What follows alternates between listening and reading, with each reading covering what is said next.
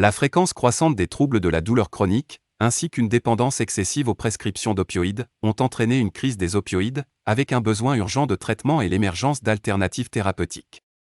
Certaines personnes pensent que le cannabis pourrait être utile pour traiter les troubles de la douleur chronique et lutter contre la crise des opioïdes, tandis que d'autres sont sceptiques. Des sondages récents indiquent qu'un nombre significatif d'individus utilisent le cannabis comme analgésique et pour réduire leur dépendance aux opioïdes, et des études contrôlées randomisées ont montré que les médicaments dérivés du cannabis sont au moins quelque peu efficaces dans le traitement de la douleur. Des études de surveillance menées dans les pays qui ont autorisé l'utilisation du sativex, un médicament à base de cannabis, ont montré que l'association de delta-9 tétrahydrocannabinol et de cannabidiol présente un faible risque d'effets nocifs, est bien tolérée et bénéfique pour les patients. Étant donné le grand nombre de personnes aux États-Unis qui utilisent déjà le cannabis pour gérer la douleur et la consommation d'opioïdes sur les marchés réglementés par l'État, il est essentiel de mener des recherches supplémentaires dans ces domaines et de diffuser des informations sur la façon de minimiser les dommages tout en maximisant les avantages éventuels de l'utilisation des cannabinoïdes pour atténuer la douleur et réduire la consommation d'opioïdes sur les marchés réglementés par l'État. Pour attirer l'attention sur le fait que le cannabis peut être utilisé pour le traitement de la douleur chronique, l'objectif de cet article est de sensibiliser à cette pratique. En conséquence, cet article comprend également une série de recommandations sur la manière d'aborder l'utilisation du cannabis pour soulager la douleur. Alors que les États-Unis continuent de lutter contre les défis interdépendants de la douleur chronique et de la crise des opioïdes, des solutions pratiques et efficaces pouvant être mises en œuvre rapidement continuent d'échapper aux chercheurs et aux décideurs politiques. Un certain nombre d'évaluations ont indiqué que le cannabis pourrait jouer un rôle important à la fois dans le traitement de la douleur chronique et dans celui de l'épidémie d'opioïdes, tandis que d'autres ont écarté cette possibilité. Un problème avec certaines des évaluations les plus négatives est qu'elles ignorent fréquemment les preuves provenant d'autres parties du monde, qui indiquent qu'un médicament dérivé du cannabis, par exemple, le sativex, est à la fois efficace pour gérer la douleur chronique et a un très faible potentiel de nuisance. Il s'agit d'une faille dans certaines des critiques les plus négatives. Malgré ces données, il n'existe actuellement aucune instruction publiée sur la façon d'utiliser les produits du cannabis de manière à minimiser les dangers tout en maximisant les avantages.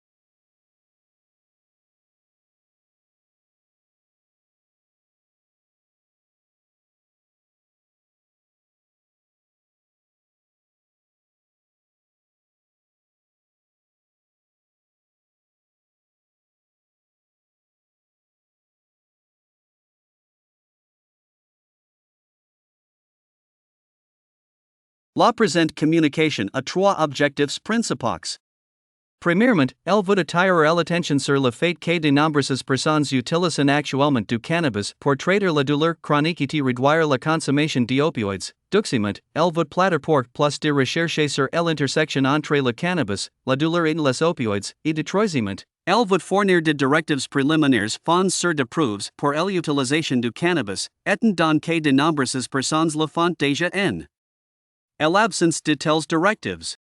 Pour ce faire, nous présentons un bref aperçu des problèmes jumels de la douleur chronique et de la dépendance aux opioïdes, suivi d'un examen de recherche que ont explore l'impact de produits du cannabis sur la douleur, ainsi qu'un examen d'études que ont examinent l'effet de produits du cannabis sur l'utilisation d'opioïdes.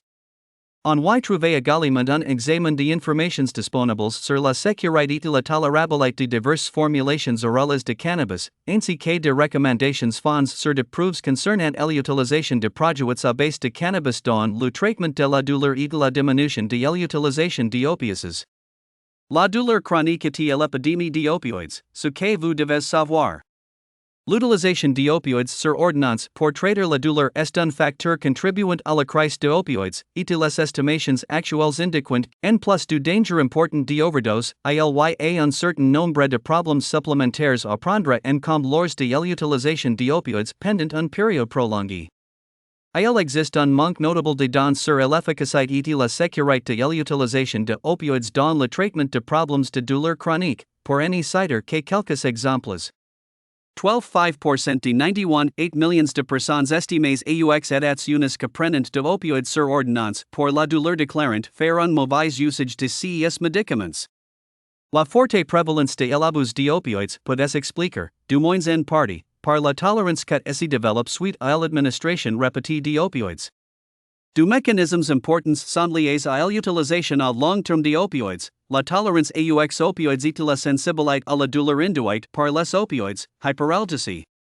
Lorsqu'ils phénomènes se produisent ensemble, ils ont le potentiel d'altérer l'efficacité de opioïdes dans le traitement de la douleur chronique et de conduire à l'abus d'opioïdes. D'autres recherches suggèrent que la signalisation immunitaire centrale induite par les opioïdes est responsable du développement de la tolérance aux opioïdes et de l'hyperalgesie chez l'homme. L'utilisation prolongée de opioïdes également est liée à la neuroinflammation et aux dommages causés au système nerveux et au système immunitaire, selon les dernières recherches. Des recherches publiées récemment révèlent que le traitement opioïde de la douleur chronique n'est pas plus efficace que les médicaments non opioïdes pour améliorer la fonction liée à la douleur. Par conséquent, les répercussions négatives de l'utilisation de opioïdes dépassent tout bénéfice potentiel pour le patient dans la grande majorité de situations, selon la littérature. Considéré dans son ensemble, l'utilisation d'opioïdes comme traitement à long terme de la douleur chronique s'accompagne d'un certain nombre de conséquences négatives ainsi que d'un niveau de danger élevé du point de vue de la santé publique. En conséquence, les résultats obtenus à partir de recherches mentionnées ci-dessus doivent être considérés à la lumière de limitations que ont été identifiées. En particulier, il est convient de noter que de nombreuses études soutenant l'idée que le cannabis est lié à une réduction de les cannabinoïdes et les opioïdes sont deux types de cannabinoïdes. À la lumière de preuves indiquant que les patients pensent que les cannabinoïdes sont un outil efficace pour la gestion de la douleur, ainsi que de preuves objectives provenant de ces contrôles randomisés, démontrant que les cannabinoïdes sont efficaces en termes de contrôle de la douleur. La prochaine question logique est de savoir s'il existe de preuves que les gens substituent activement les cannabinoïdes aux opioïdes dans la gestion de la douleur. Après avoir participé à un vaste sondage auprès de patients, N equals 28,97% de ceux qui ont répondu tout à fait d'accord/convenient. Les patients qui ont participé au programme de cannabis médical du Nouveau-Mexique étaient significativement plus susceptibles qu'un groupe témoin de patients n'ayant pas participé au programme de cannabis d'Eritter au lieu de réduire leur consommation d'opioïdes, selon les résultats de l'étude. Les patients qui ont participé au programme de cannabis ont également signalé une plus grande amélioration de leur qualité de vie globale, selon les conclusions de l'étude.